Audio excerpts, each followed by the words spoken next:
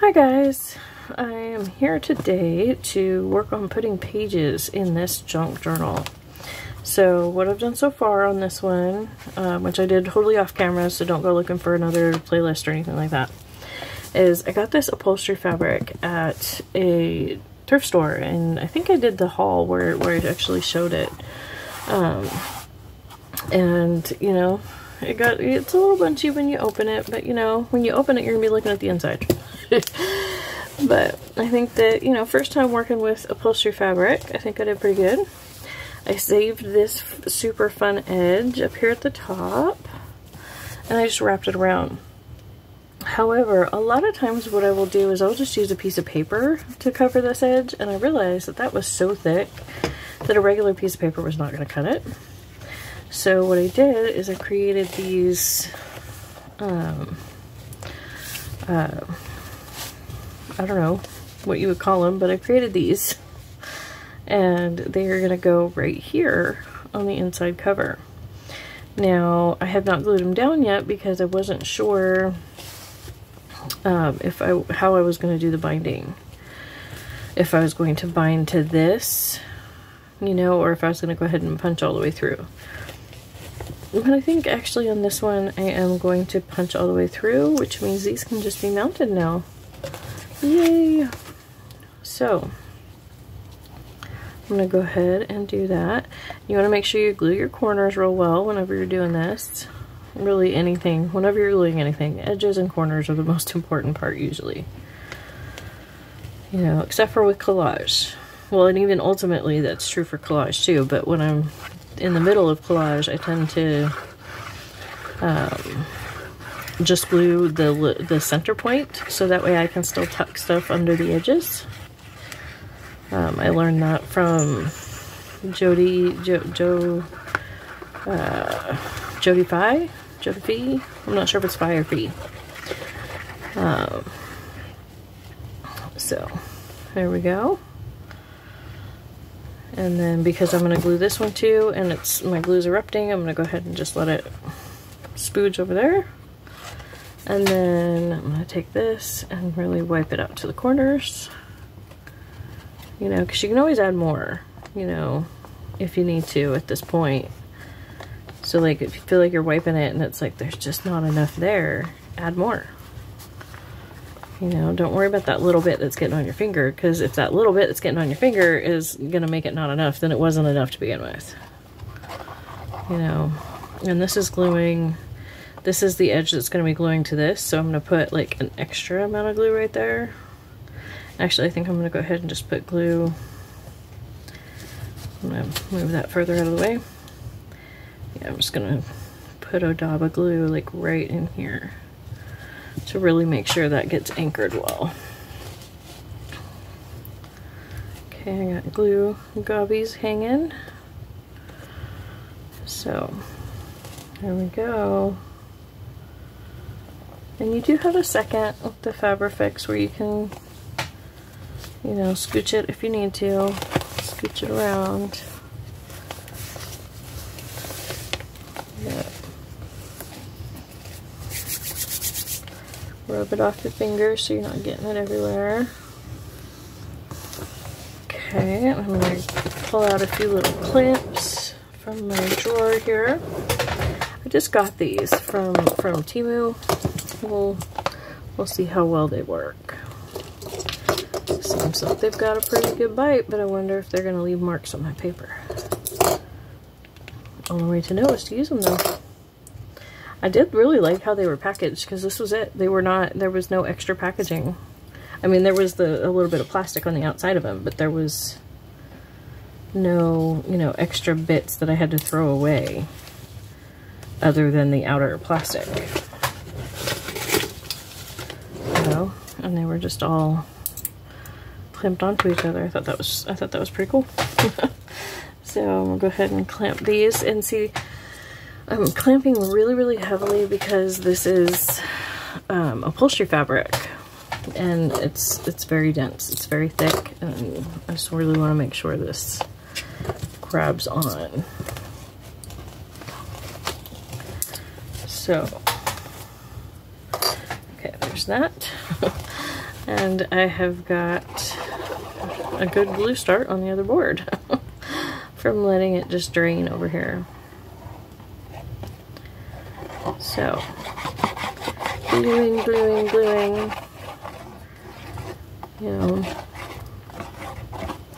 sometimes when I watch these videos, I wonder, you know, why the person didn't, you know, stop and fast forward through a certain area. It's because their hands were gluey and they didn't want to touch their camera. That's why. Well, maybe not every time, but sometimes. So, here we go. That all glued up. And I do have a little spot over here I can put it when it's being all spoogy. But again, I'm gonna go ahead and spooge quite a bit into this little corner, away from the corner, but like away from where the paper edge is gonna be, but like right here in the corner where the fabric is. So that way it's much more likely to actually adhere. Okay, there we go. And make sure we get it right side up.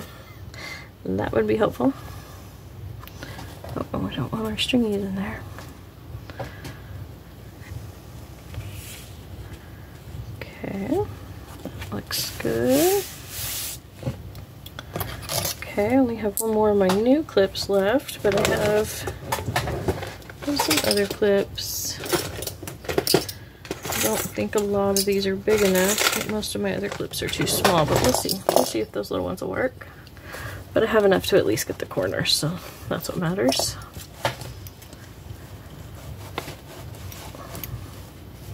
At least I think I can get the corner.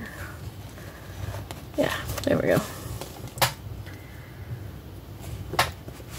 Oh, cool. The little one will just barely work.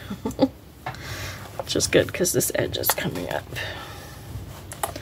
There we go. And clamping that on. So, there we go. And as far as the middle goes, what I will do is grab something heavy and put it on there. I probably could have done that for the whole thing.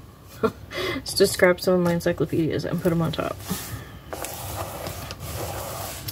Because my encyclopedias, it's a messed up set, so I use them for crafting. They're not good encyclopedias anymore.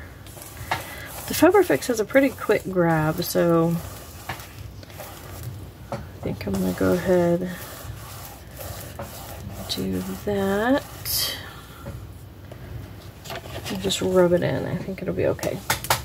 And then I'm gonna set it behind me on the table that's just right there, just off camera, just for a few minutes. And then what I'm gonna do is go through here. This is all papers that I have decided to use. Oh wait, no, I need that. Sorry about that. I do need this. Just for a minute though, because what we're gonna do is we're gonna size up our page. And yes, it will go ahead and fit. It might be a little bit on the tall side, but I'm gonna go ahead and use it anyways.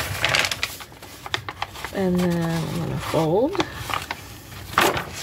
And I'm just gonna pinch this, flip it over, keep that in that right spot, but now I'm gonna get this edge lined up with that edge. See that? So this is a nice square edge, and now when you hold that and then you run your fingers down, you've got a, you know, fairly straight fold. It shifted slightly. So I can just kind of massage that out and you won't even notice. So, and then yeah, see that's a little bit long. What I'll do is just fold it back like so. And then there we go. Now we've got our template for the size pages that we can have. And like I said, it is a little on the tall side, but with that fringy, I think that'll make an interesting book to have it kind of poking out the top. So, okay, and this is lifting, so I'm gonna go ahead and pause the video for just a second while I go get this set up under some pressure. Okay, me and my creaky chair are back.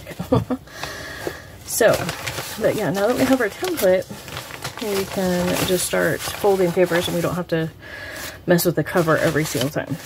So these are envelopes that I just grabbed to put in as flip outs actually, so I don't need those for the binding. So we're gonna set those aside, that one as well. Okay, well this page, obviously plenty small enough. This page will need to be folded. Let's see. There we go.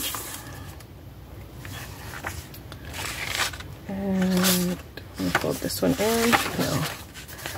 I'm gonna go ahead and fold this one out as well. I like to make sure that the folds vary, you know, that I'm not folding things in the same size, you know, even on the same page, so that I just feel like it gives a better, more interesting book.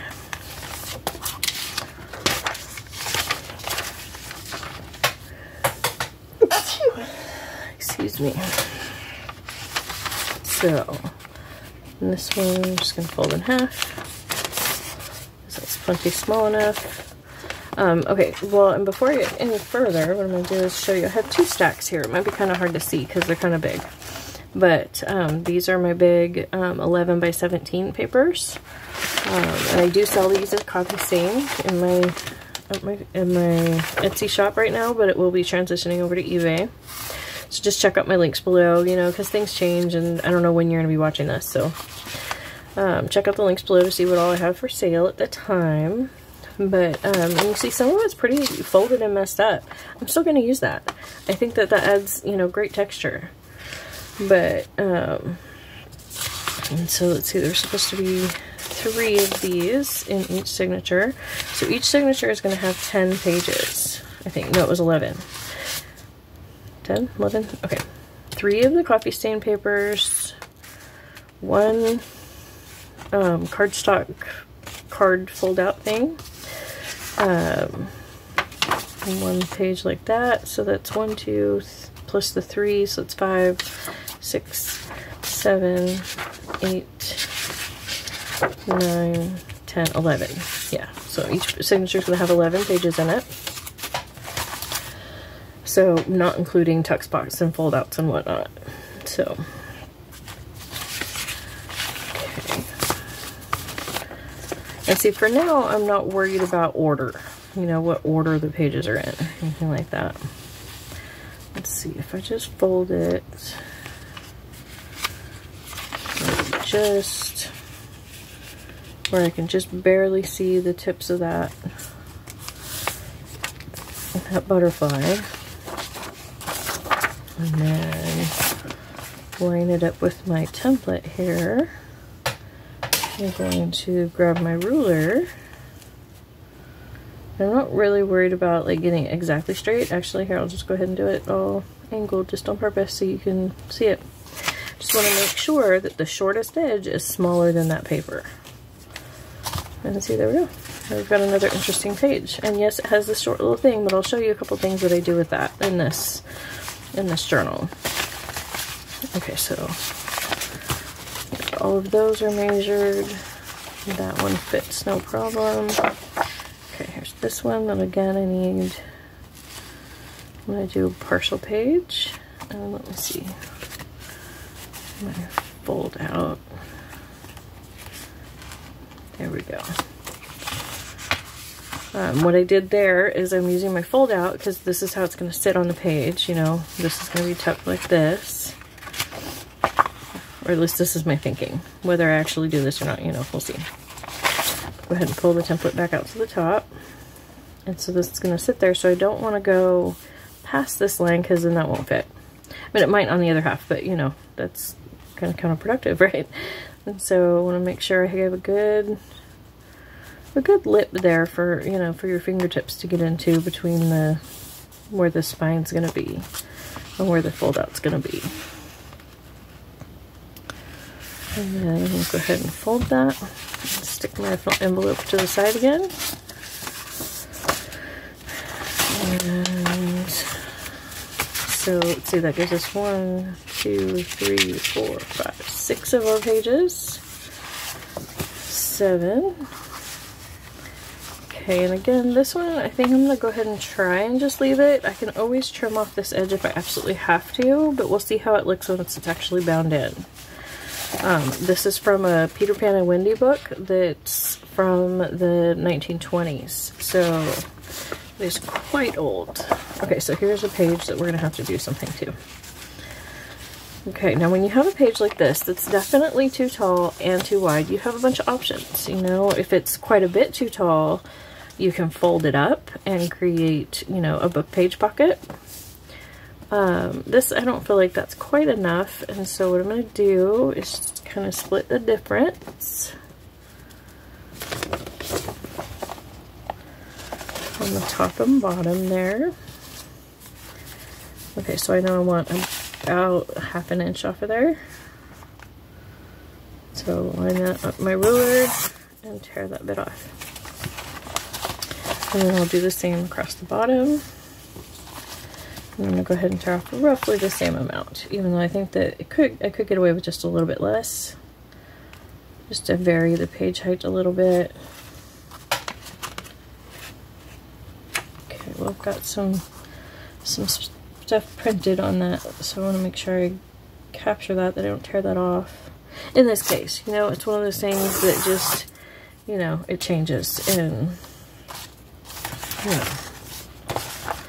sometimes you have to just tear stuff off, and other times you can leave it. See, like, I was able to capture that. I mean, yes, I tore the, I think that's called a treble. I don't know, I'm so not musically inclined. I love music paper, I think it's gorgeous, but I have no idea. That's just, you know, I have no idea what that is. But yeah, see, now we've got our height is correct, and again, with our flappy out here, we can decide to tear it off or to fold it in. And I think this time I'm going to go ahead and just fold it in pretty much as I'm able. I mean, because I don't like to fold things all the way to the spine. I like to leave at least an inch out, or about an inch out, you know, about the length of my thumb there. It's about an inch. You know, like I said, so that way even when it's bound in, you can still actuate that pretty easily. And in this case, I'm going to go ahead and just butterfly fold it and do the same on both sides. Another option would be to just leave it long until after you have it bound, and then deal with it, which is totally, you know, fine. There's, you know, no right or wrong here. This is just how I'm doing it. So let's see, 1, 2, 3, 4, 5, 6, 7, 8, 9, 10. So what page am I missing? Okay, 1, 2, 3, 4, 5, 6, 7, 8, 9, 10, 11. Okay, I'm not missing any. I just miscounted the first time. Cool. Alright, I'm going to set these aside for just a second while I fold these. Now, my coffee stain papers, I don't really clean them off. I like leaving that texture on there. So if you ever buy a book from me, you know, that has the coffee stain paper in it, just know that. Know that there will be coffee grounds in your book. It's just the way I roll. I really like that texture, that grunge factor. See, this one, it just naturally folded just a smidgen shy of the first one. I'm not even going to worry about that. I'm going to go ahead and let that, you know, be, because that's where it wanted to fold. That's totally fine, because now I know it will definitely fit. That's the other benefit. Okay, so I went ahead and just shook it off a little bit off camera, and then let's see, let's leave this folded bit as the part that we're not going to fold. Let's see, where's my edge? There's my edge. Okay. Folding. And as you can see, I did not unfold that. You know? I did not unfold that. I left that totally like it is, and that will be up to the recipient to do whatever they would like with it. Now, you could decide on the order of your pages now. You know, now that you have one signature folded. I don't know. I don't know that I have a, this is how I do this. I think I vary it. I don't think I do this every time. I think that this is very much something that just changes each time I make one. I do it a little different. You know.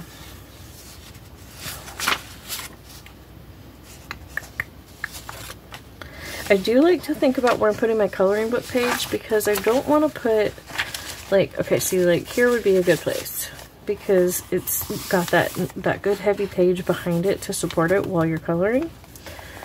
If you're not concerned about bleed through. But you don't want to put a coloring book page, like, I don't want to put it here, like this, to this page, because see, then when you're coloring, you're going to get that weird lip. If the person decides to actually color this page. So that's just something to consider if you add coloring book pages, or something I like to consider when I'm adding them, is to, you know, make sure that the page is actually, you know, something that somebody can in fact color on. Okay, like that. I'll go ahead and stick that guy in there.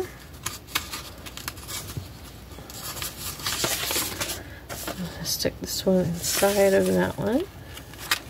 Open it up. And I have one more copy stained paper. And then my coloring book page.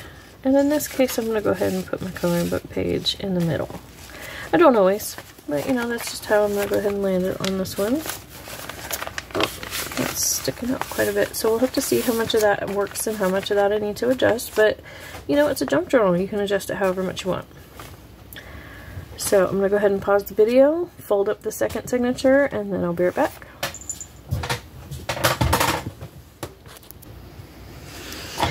Okay, I'm back real quick. My cover is still drying, so I'm going to go ahead and stop the video here, and I will come back for a finish up video where I actually bind these into the book. Because I really want to give the cover a chance to fully dry and adhere, you know, those pages that we put in. Fabrifix is good, but it's not, you know, I'm still capable of messing it up. Let's put it that way. I'm still, at this point, it's still tacky enough that I could screw that up, and I don't want to. So, thank you so much for joining me, and this is what my signatures look like at this point. And, you know, all of this is still subject to change, you know, and adjustment and embellishment and all of that until it's actually bound in. I may change it. So, thank you so much for joining me. Don't forget to like and subscribe. I'm going to be balancing my sewing and other craft videos better. You know, I'm still getting started. Thank you so much for sticking with me through the growing pains of the new channel. Been doing this for less than a year still, so, you know, thank you so much. I appreciate it. Don't forget to like and subscribe.